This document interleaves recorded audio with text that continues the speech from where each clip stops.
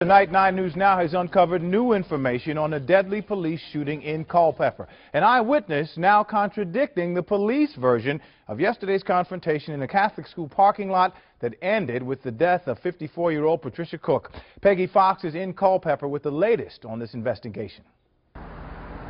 An eyewitness here in Culpeper is contradicting what state police are saying about the investigation and why the Culpeper police officer fired at a Sunday school teacher. He had his hand on the door handle, one hand here and one hand, I remember distinctly because his hands were real close together. Chris Buchel says he saw a Culpeper town police officer shoot 54-year-old Patricia Cook to death in this church parking lot yesterday morning.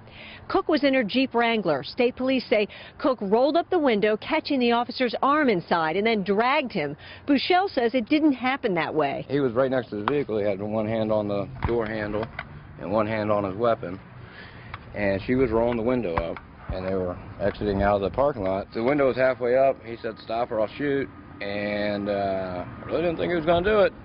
But she got the window all the way up, and that's when he shot. And then she took it left out of the parking lot here, and he stepped out in the street and fired 5 more times. Buchel says the officer was not dragged. He says he couldn't have had his arm caught because he fired through the glass. I'm angry, I'm frustrated, I'm sad. I'm fighting back tears right now. Cook's husband doesn't understand why an officer would shoot his unarmed wife multiple times. Personally, I think it may be an overreaction,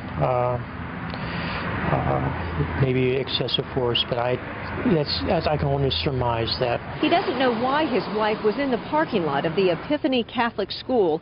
Their couple's pastor at Culpeper United Methodist Church thinks she may have been there searching for a job to work with children because she loved her volunteer role teaching Sunday school here. We have to celebrate the good things and the parts that we had of Pat and not just what we've lost. Gary Cook is filled with questions along with his grief over his wife's killing. I wish I knew what was going on.